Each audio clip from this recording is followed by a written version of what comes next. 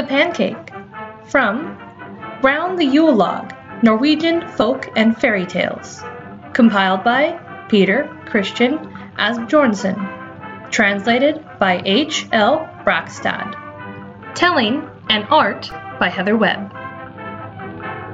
Once there was a good housewife, a very good housewife, and she woke up and decided that her family deserved some nice, fresh pancakes. So she went outside to milk the cow to get the fresh cream to make delicious pancakes. Then she set a pan on the stove and heated up some butter. And when she put in the first dollop of pancake, her 7 sons appeared out of nowhere in the kitchen. And the first and oldest son decided he wanted the first pancake. So he said, "Oh, Mother, may I please have the first pancake?" But the second oldest son decided he wanted the pancake too and said, "Oh, dear Mother, might I have the first pancake?" And then the third son said, "Oh, good, dear Mother, may I please have the first pancake?"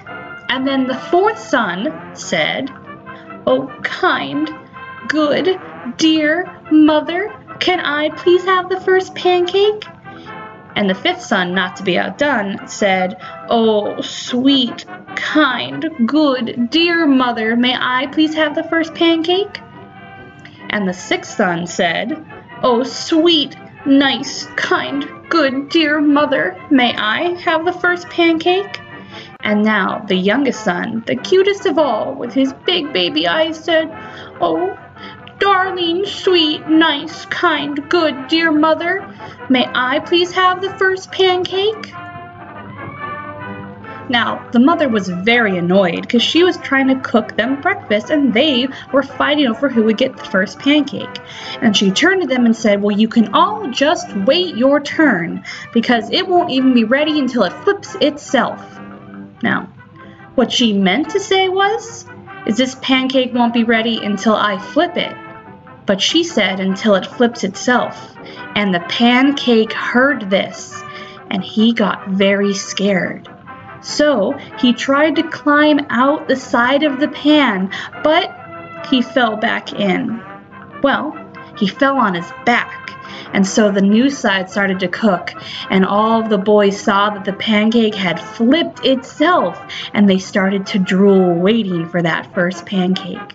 And they kept begging their mother to be the first. But the pancake was getting stronger cooking on the other side, and this time, when it tried to escape from the pan, it rolled right off the handle.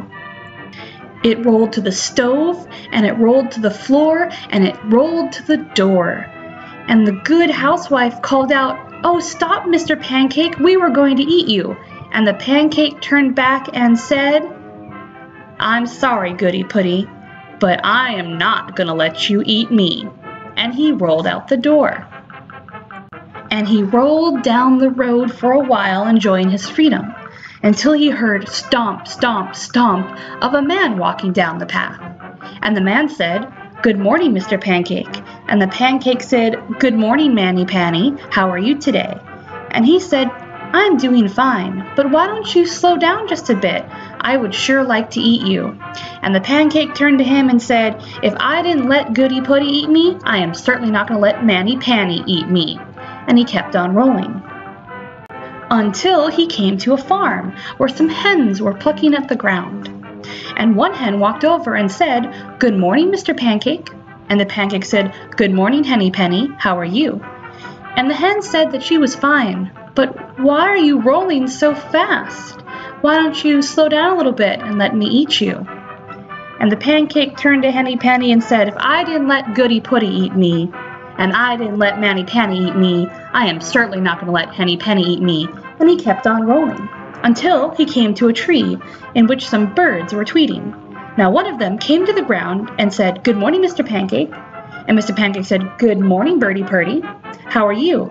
And the bird said, "I'm fine, but why don't you slow down a bit? I would sure like to eat you."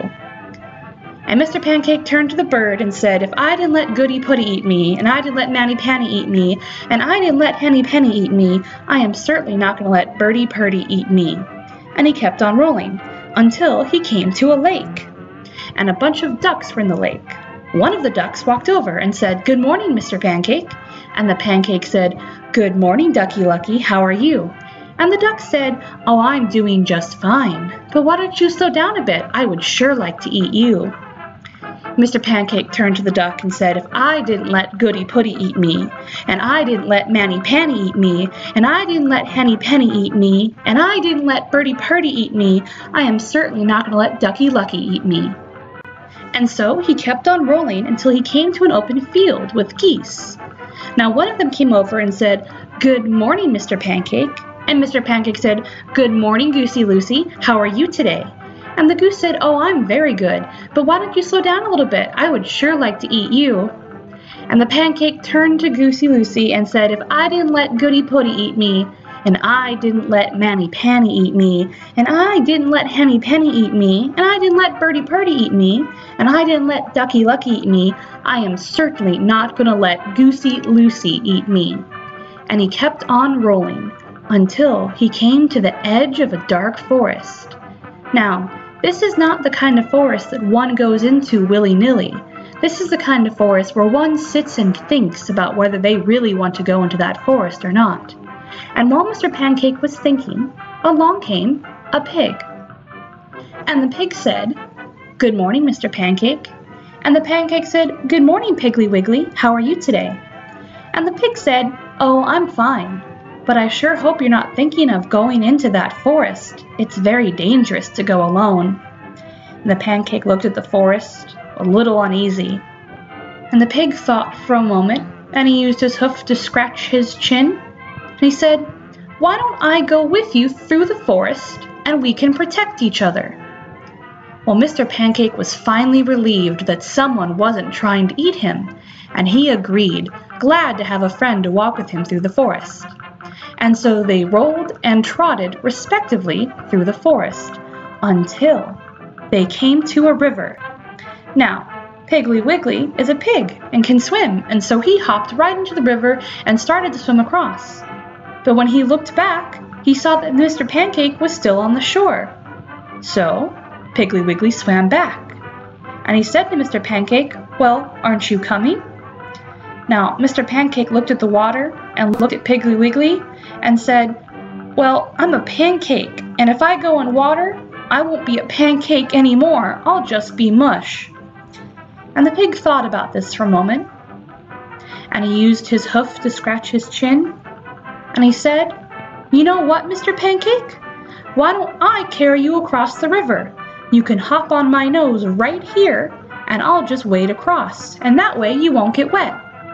And the pancake thought about it and said, well, that sounds nice, Mr. Piggly Wiggly. I would love that. And he hopped on his nose, and right then, the pig opened his mouth and let the pancake fall in. And Piggly Wiggly decided that that was a rather good breakfast and a good beginning of his day. The end.